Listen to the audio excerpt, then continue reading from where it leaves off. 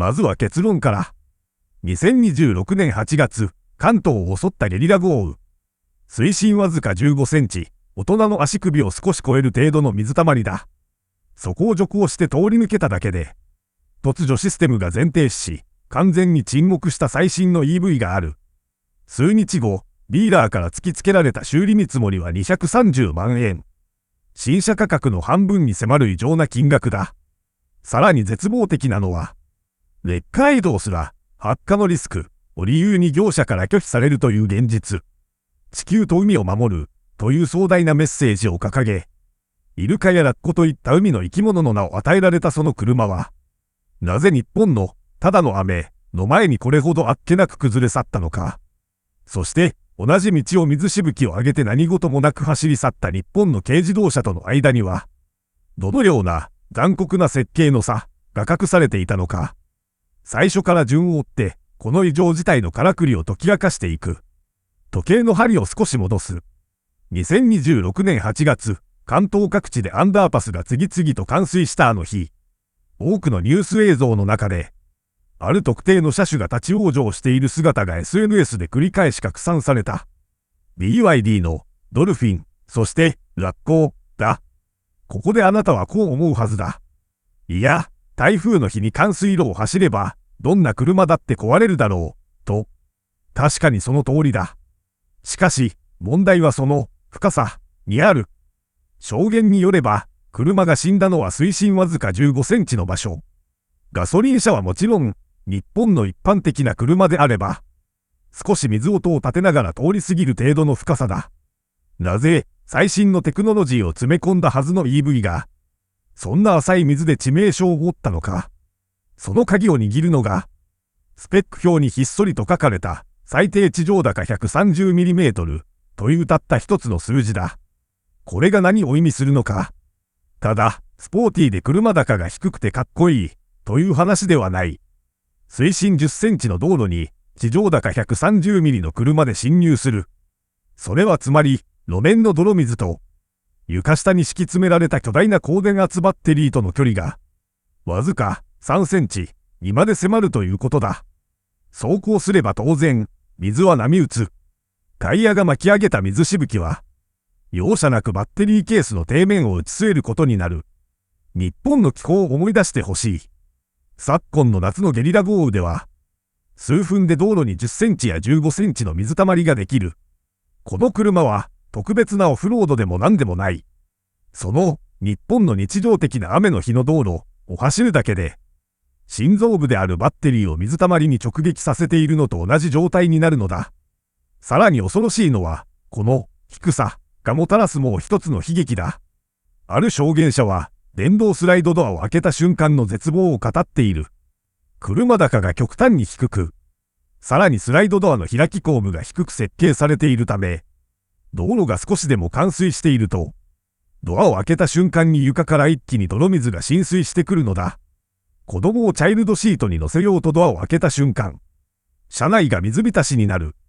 これは地球に優しい以前の問題として、日常の道具としての設計に致命的な欠陥を抱えていると言わざるを得ない。しかし、少し下回りが水に濡れたくらいで、システムが全停止するものだろうか。ここで事態はさらに深い闇へと進む。車高が低いだけなら、スポーツカーも同じだ。だが EV の場合、床下にあるのはマフラーやプロペラシャフトではない。精密機械と高電圧の塊である。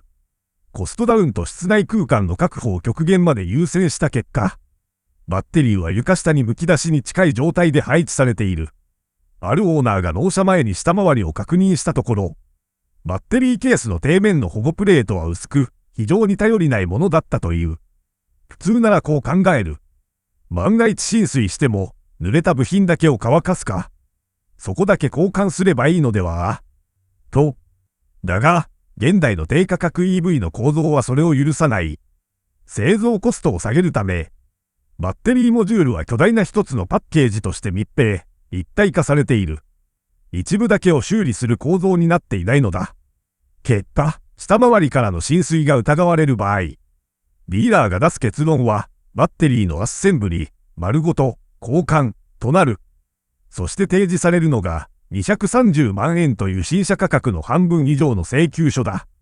安さと先進性を武器に市場に乗り込んできた車が、たった15センチの水たまりで、高級車以上の修理代を要求する狂気へと変わる瞬間である。100歩譲って、お金の問題は車両保険で解決できるとしよう。だが、水没した EV がもたらす本当の恐怖は、壊れた直後の路上にやってくる。大雨の中、突然ディスプレイがブラックアウトする。すべてが電気で制御されている EV は、システムが死ぬと窓を開けることも、ハザードランプを点けることも、最悪の場合はドアロックを解除することすらできなくなる。嵐の中で、外に出ることも助けを呼ぶこともできず、密室となった鉄の箱に閉じ込められる恐怖。それは物理的なキーや機械式の機構を残しているガソリン車では絶対に味わえない種類の絶望だ。なんとかロードサービスを呼べたとしても、救いはすぐに来ない。日本のレッカー業者の多くは、水没した EV の運搬を強烈に警戒する。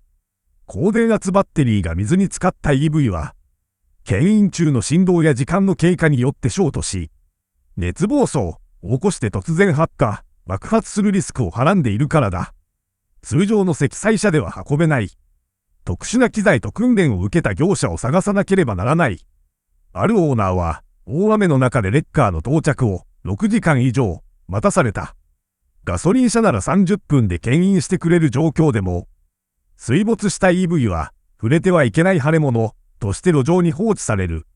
日本全国のロードサービス網が、低価格 EV の大量普及に伴う水没リスクに対応しきれていない現状が、ここに見事に露呈している。さて、なんとか車は運ばれた。修理代は230万円。ローンだけが残った。直すこともできず、誰もが廃車にするしかないと決断するだろう。しかし、ここからこの車はオーナーにさらなる追い打ちをかける。国の補助金という罠だ。EV を購入する際、多くの人が数十万円の国の補助金を受け取っている。だが、この補助金には4年間の保有義務という厳格なルールが存在する。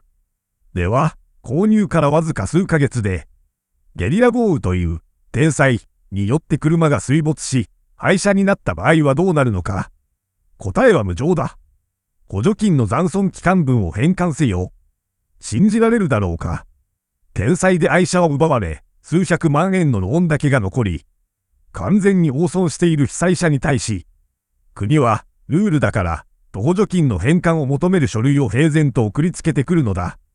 最低地上高130ミリという、日本の水害リスクを全く考慮していない設計の車を買うということは、いざゲリラ豪雨に遭遇した際、車を失うだけでなく、補助金返還という、制度上の罰金まで背負わされるリスクに同意するということだ。安さに目がくらんだ代償としては、あまりにも理不尽なダブルパンチである。さらに、運よく修理を選んだとしても、地獄は終わらない。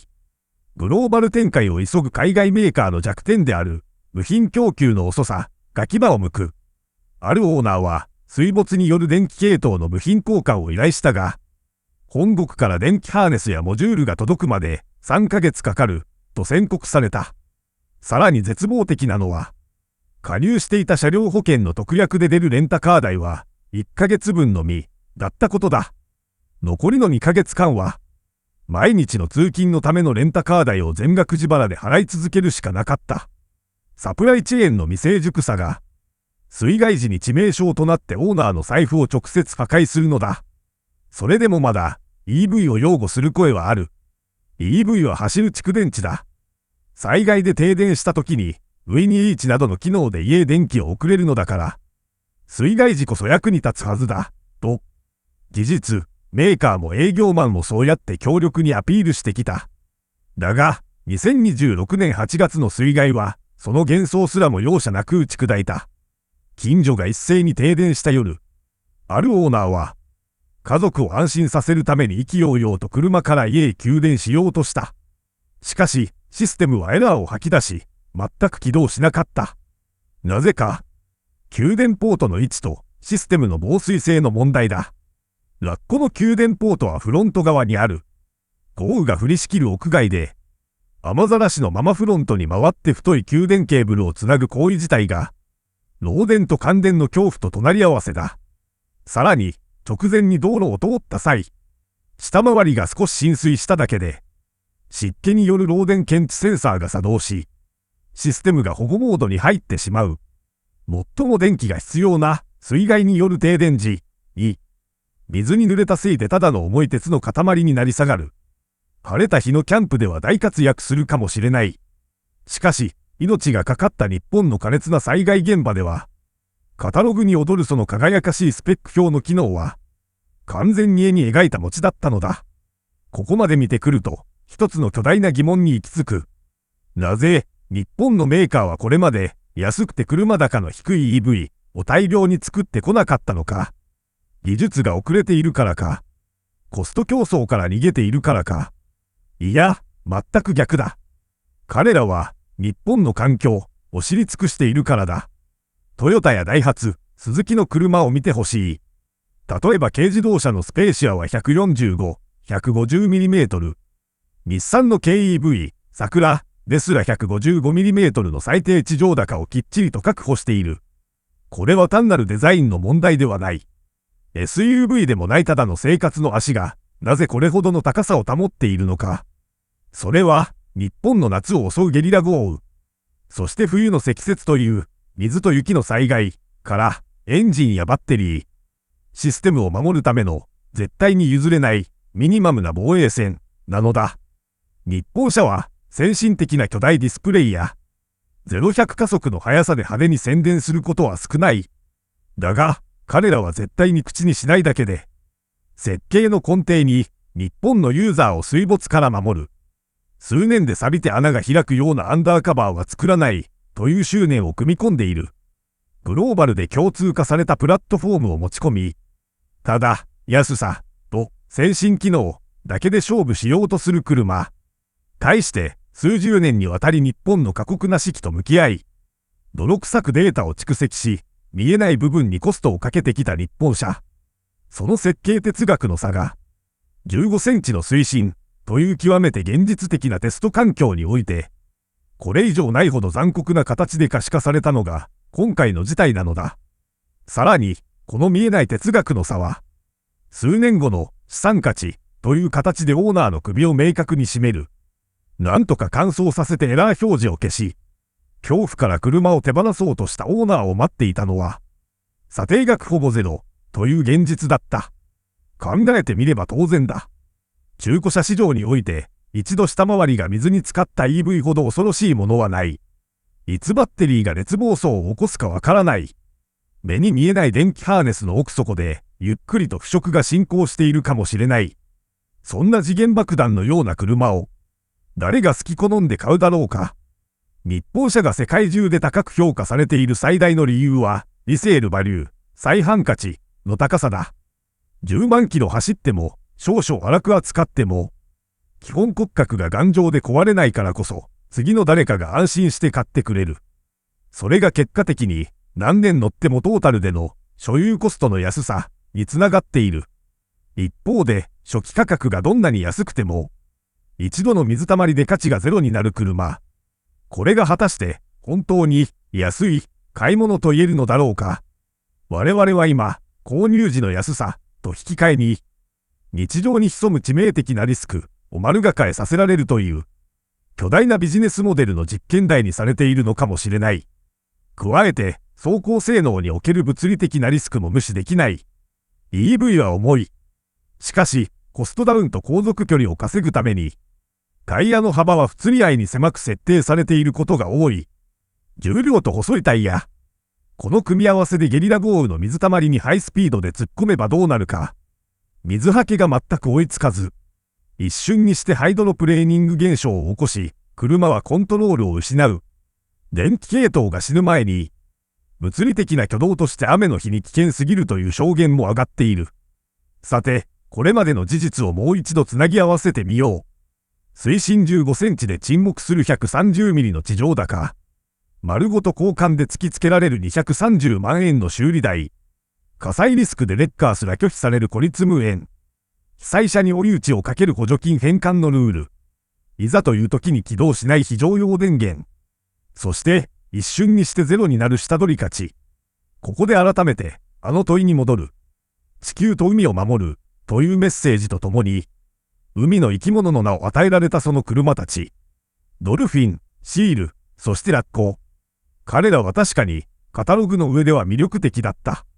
スマートで、安価で、先進的に見えた。しかし、彼らが泳ごうとした、日本の海は、彼らの設計思想が想定していたよりも、はるかに過酷で、深く、容赦のないものだったのだ。これは単なる、外国製 EV の初期不良、という小さな話ではない。車、という命を預かる道具において、真の、技術力、とは何か。真の、信頼性、とは何か。表面的なスペックや画面の大きさ。価格だけでは決して推し量ることのできない。国ごとの気候風土に根ざした設計の深みの有無を問う巨大なテストケースなのだ。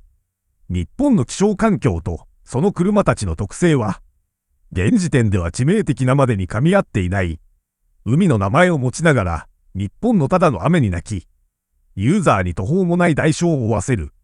この強烈な皮肉が解消されるまでには、まだまだ果てしない時間と、設計の根本的な見直しが必要になるだろう。少なくとも今の段階で、日本の雨季をその車で乗り越えるのは、通勤の手段ではなく、一種のギャンブルである。10年間、何事もなかったかのように豪雨の中でも淡々と走り続ける車。同じ価格を払い、最初の夏で230万円の請求書を突きつけられる車。派手に、先進性や環境への配慮を語ったのは後者だった。壊れなかった方は何も言わなかった。ただ黙って、今日も日本の道を安全に走り続けている。あの最初のニュース映像で、立ち往生する EV の横を水しぶきを上げて通り過ぎていった軽自動車の姿こそが、我々が長年当たり前だと思っていた世界最高峰の信頼の正体なのだ。海の名前を持ちながら、水に弱い。このギャップと隠されたリスクを知った上で、あなたは安さという選択をどう評価するだろうか。2026年8月の水害で実際に似たような恐怖を感じた方、あるいはこの記事にあるようなリスクに気づいて購入を踏みとどまった方はいるだろうか。ぜひコメント欄であなたのリアルな声を聞かせてほしい。